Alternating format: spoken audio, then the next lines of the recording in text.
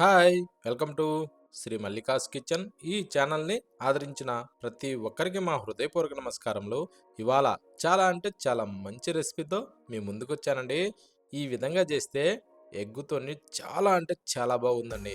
ప్రతి ఒక్కరికి నచ్చే విధంగా సూపర్ టేస్టీగా ఈ టైప్‌లో మనం ఎగ్ ఫ్రై చేసుకోవచ్చు. ఓన్లీ ఎలా ఉంటుందంటే చికెన్ ఫ్రై ఎలా ఉంటుందో దాన్ని మించిన రుచితోని అంత బాగుందండి. ఎలా చేయాలో, ఎలా చేశానో ఒకసారి మన కిచెన్‌లోకి వెళ్దామా?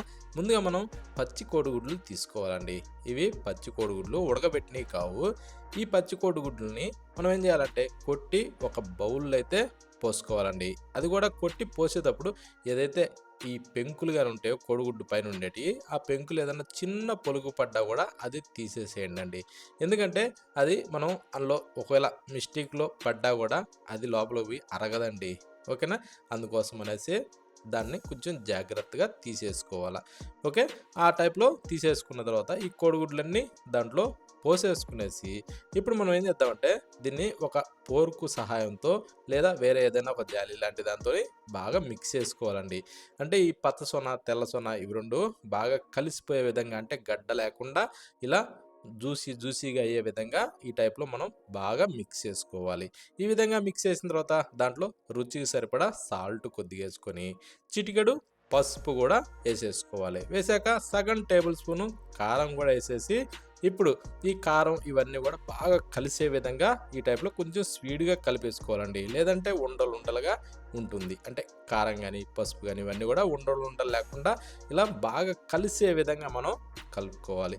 ఈ విధంగా కలిపిన దాన్ని ఇప్పుడు కాసేపు అలా పక్కన పెట్టేద్దాం. పక్కన పెట్టిన తర్వాత ఇప్పుడు స్టవ్ మీద కొన్ని నీళ్లు పోసిన ఒక ప్యాను అందులో పెట్టుకుందాం. అంటే ఒక గ్లాసు దాకా నీళ్లు పోసి, ఇప్పుడు ఒక స్టాండ్ పెట్టుకుందామండి. ఏదైనా అన్నం బాసనలు అలాంటివి పెట్టినప్పుడు స్టాండ్ ఉంటది కదా! ఆ స్టాండ్ పెట్టుకునేసి, దీంట్లో ఒక ప్లేట్ లాంటి దాన్ని పెట్టుకొని, దాంట్లో ఇప్పుడు మనం రెడీ చేసిన ఈ కోడిగుడ్డు సొనని అందులో పోసేసుకోవాలి. అంటే ఉప్పు, కారం ఇవన్నీ ఏసి కలిపిన దాన్ని. ఇప్పుడు మూత పెట్టి ఒక 3, 4 నిమిషాల పాటు ఇలా ఆవిరికి బాగా ఉడికించుకోవాలి. ఇలా ఉడికినప్పుడు మనం ఒక పొరుగు సహాయంతో ఇలా చూసినప్పుడు లోపల పచ్చుందా, ఆరిపోయిందన్నది మనకు బాగా ఈ టైప్‌లో అర్థమవుతుంది.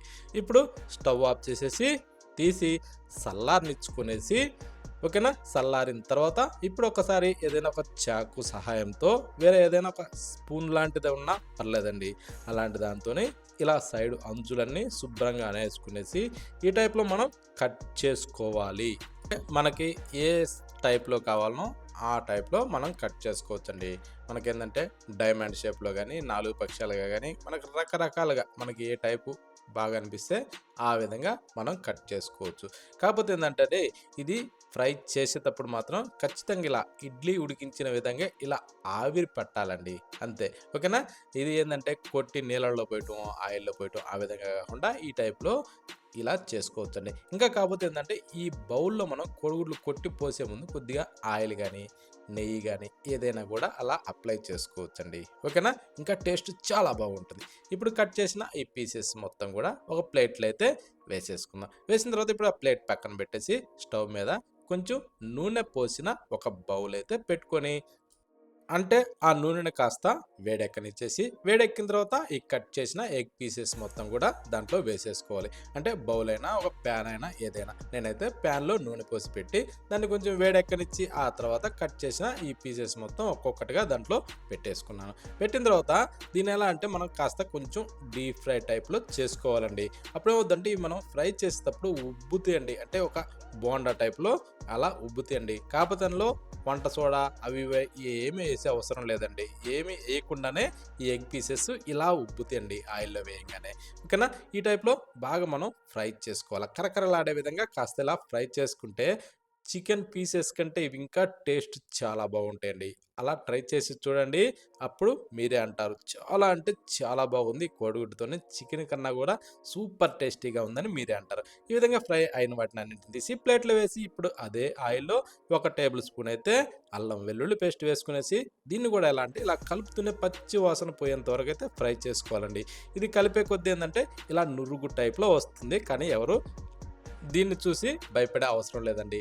ఎందుకంటే కోడిగుడ్లు ఫ్రై చేసుకున్నాం కాబట్టి అందు గురించి అలా వస్తుంది. ఇప్పుడు దీంట్లో ఒక టేబుల్ స్పూన్ ధనియాల పొడి, సగం టేబుల్ స్పూను గరం మసాలా గూడా వేసుకునేసి, కొద్దిగా జీలకర్ర పొడి వేసుకొని, ఇప్పుడు చిటికెడు అంటే చిటికెడు పసుపు వేసుకునేసి, రుచికి సరిపడా సాల్ట్ వేసుకోవాలండి. అది సాల్ట్ ఎంతైతే అవసరమో అంతే వేసుకునేసి, ఇప్పుడు స్పైసీ తగ్గట్టుగా ఒక్క టేబుల్ స్పూను కారం వేసుకుంటే చాలండి. మరి ఎక్కువ కూడా దీంట్లో అవసరం లేదు. ఓకేనా? ఇప్పుడు దీన్ని ఇలా కలుపుతూనే మనం బాగా వేగనిచ్చుకోవాలండి. దాదాపు ఒక 2 నిమిషాల పాటు ఇందులో ఈ కారం, ఈ పసుపు ఇవన్నీ గాని బాగా వేగిన తర్వాత, ఇప్పుడు మనం ఇందాక ఫ్రై చేసిన ఈ కోడిగుడ్డు పీసెస్ మొత్తాన్ని కూడా దీంట్లో వేసేసుకునేసి, ఇలా బాగా కలుపుతూ ఇది మొత్తం ఈ నురుగంతా పీల్చుకునేంత వరకు దీన్ని మనం ఫ్రై చేసుకోవాలండి. అందుకు సమయం వచ్చేసి ఒక 3-4 నిమిషాలు సమయం పడుతుంది. ఇలా పట్టిన తర్వాత ఇప్పుడు స్టవ్ ఆఫ్ చేసుకోవాలండి. స్టవ్ ఆఫ్ చేసిన తర్వాత ఇప్పుడు ఒక నిమ్మకాయ తీసుకునేసి, గింజలు తీసి ఆ రసం మొత్తాన్ని కూడా దీంట్లో పిండేసుకుందాం. మంచి రసం వచ్చే కాయ తీసుకునేసి ఇలా పిండేసుకున్న తర్వాత కాస్త అలా మిక్స్ చేసుకోవాలండి. మిక్స్ చేసిన తర్వాత ఇక మనం స్టవ్ మీద నుంచి దించేసి, ఒకవేళ కొత్తిమీర వేసుకోవాలనుకున్న వాళ్ళు వేసుకోవచ్చండి. లేకుంటే అవసరం లేదు. ఈ టైప్‌లోనే చాలా బాగుంటుంది. ఇక వేడి వేడిగా సర్వ్ చేసుకునేసి తిని చూడండి. ఎంత బాగుందంటే అంత బాగుందండి. ఇంకా ఉట్టిగా గూడా ఒక ప్లేట్‌లో వేసుకునేసి ఇలా ఒక్కొక్క దబ్బ అలా తింటుంటే టేస్ట్ ఇంకా సూపర్ అంటే సూపర్‌గా ఉందండి. ఈ విధంగా ఖచ్చితం ట్రై చేసి చూడండి. మీరు పప్పు చేసుకున్న, రసం చేసిన, సాంబార్ చేసిన, పచ్చడి నూరుకున్నా గానీ దేనిలోకైనా సరే ఇది పక్కన కాస్త వేసుకునేసి, అలా ఒక్కొక్క ముద్దకి ఇది ఒక్కొక్క పీసు తింటుంటే ఆ టేస్ట్ ఉందండి. చాలా అంటే చాలా బాగుంది. ఈ విధంగా ప్రతి ఒక్కరు ఖచ్చితంగా ట్రై చేసి చూడండి. చికెన్ పీసెస్ కంటే గూడా ఇది ఇంకా సూపర్ టేస్టీగా ఉందండి.